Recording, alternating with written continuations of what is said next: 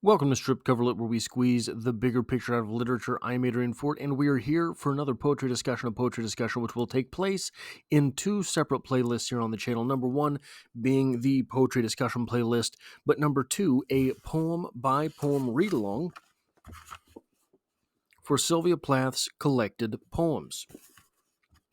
The poem in question today is Dream with Clam-Diggers.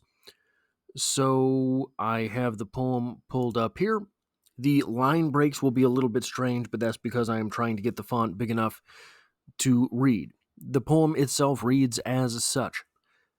This dream budded bright with leaves around the edges, its clear air winnowed by angels. She was come back to her early sea-town home, scathed, stained after tedious pilgrimages. Barefoot she stood in shock of that returning, beside a neighbor's house with shingles burnished as glass, blinds lowered on that hot morning. No change met her garden terrace all summer, tanged by melting tar, sloped seaward to plunge in blue, fed by white fire. The whole scene flared welcome to this roamer. High against heaven, gulls went wheeling soundless over tidal flats where three children played silent and shining on a green rock bedded in mud, their fabulous heyday endless, with green rock gliding a delicate schooner decked forth in cockle shells. They sailed till tide foamed round their ankles, and the fair ship sank, its crew knelled home for dinner. Plucked back thus sudden to that far innocence, she, in her shabby travel garb, began walking eager toward water, when there, one by one, clam-diggers rose up out of the dark slime at her offense. Grim as gargoyles from years spent squatting at sea border, in wait amid gnarled weed and rack of wave. To trap this wayward girl at her first move of love, now with stake and pitchfork they advance, flint eyes fixed on murder. This is a weird one, and I guess that maybe goes without saying when you're reading Sylvia Plath. I've yet to come across a regular one, but we have possibly the prodigal son, right? We have the protagonist of this poem, not the speaker, by the way. Very important to point out. The speaker here is talking about someone in third person. Where are we at here? Barefoot she stood in shock of that returning. So this is a third-person narrative about a woman returning to her home place in a dream, and she's kind of offset by this return in itself. And then, nightmarishly, clam diggers, people who dig for clams, rise from the soil. And they are, what is the last line there? Now with stake and pitchfork they advance, flint eyes fixed on murder. There are some things to talk about here. Returning to the childhood home. Returning to the place from whence one springs. There's something different about that, isn't there? Especially if one has, in fact, left home. If one has moved to different cities, one has moved to different states, different countries. Going home is different than remaining there. It's a completely different thing. It almost feels like losing, right? The prodigal son, of course, that tale from the Bible, is a tale of loss. If you're not familiar with the prodigal son, a young man begs his father for an advance on his inheritance.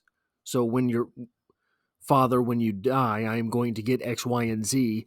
Let me have it now. Let me see what I can do. The prodigal son goes out and blows everything. Fails. Falls on his face. He is afraid to return home because he is afraid of what his father will say. But his father welcomes him with open arms. I don't remember the last bit, the lesson from the last bit. The last bit is that his brother is jealous, I believe. I can't remember. But regardless, that tale is a tale of falling on your face and returning home. Here we have our protagonist returning home, but not into the open arms of a mother or father. Our protagonist here returns home only to be confronted by ghastly clam diggers. And if we want to take this one step further, so the dream of returning to your childhood home could be this wriggling imagination of, hey, I feel like I failed. The nightmarish ending to this poem, clam diggers emerging from the soil. What gender do you feel those clam diggers are likely to be? Likely, those would be men. This would be a very nasty type of job. This would have been a very grueling type of work, probably. I would venture to wager that when clam digging was done by pitchfork and stake, many of those clam diggers were men. You have a woman returning home in her dream, returning to her childhood in her dream, perhaps an admission of failure in life, coming back to be confronted by gargoyle-like men. Were they men that forced this woman to fail as she was away from home, giving her this great paranoia of that conundrum? So, maybe, but we can take this even one step further. If we return to the title is Dream with Clam Diggers. By the time we get to, so the whole thing feels very dreamlike, right? The whole thing,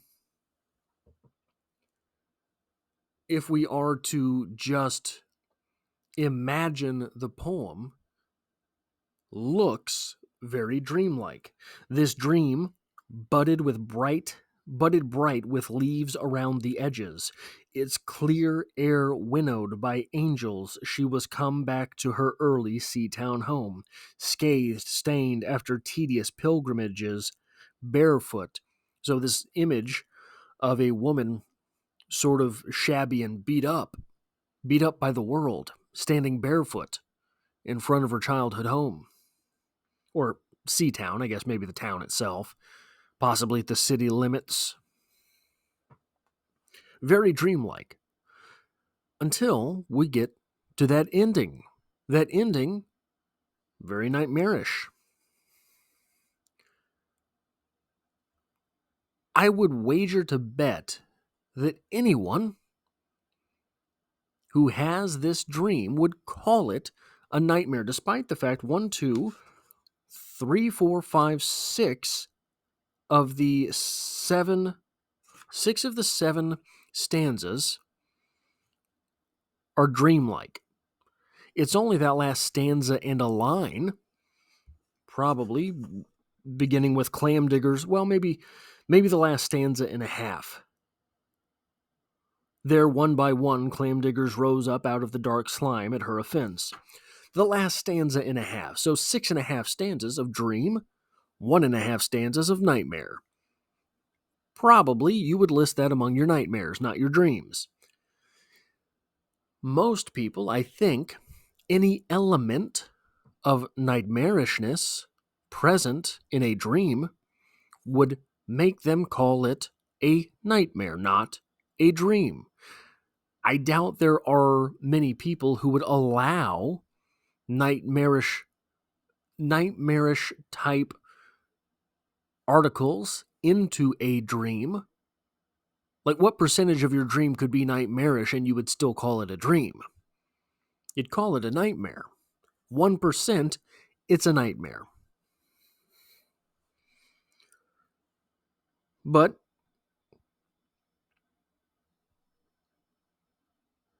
our speaker calls it a dream.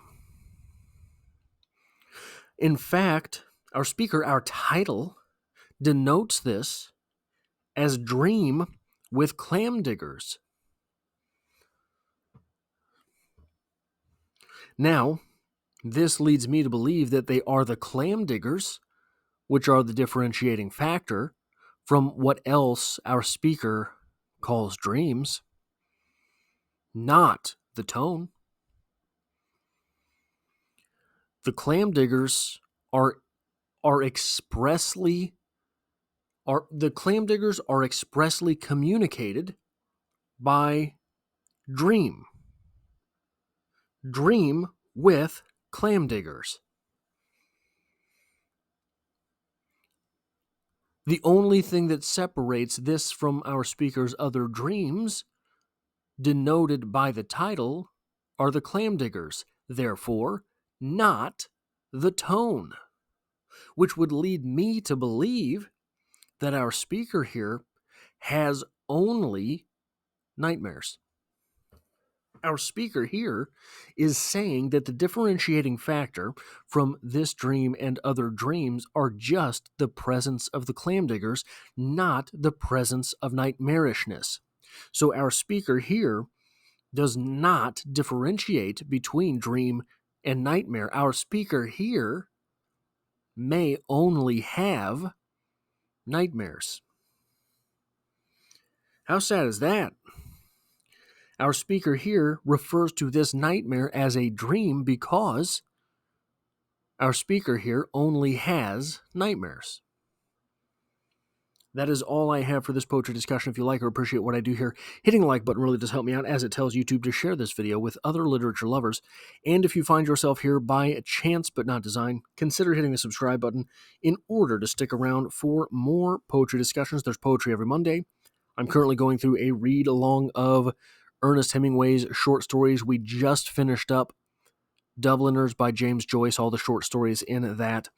So we're going through Holly right now by Stephen King, which is awful, so I do not suggest that you come back for that, but there are all sorts of things going on the channel, and I hope to have you back for the next one.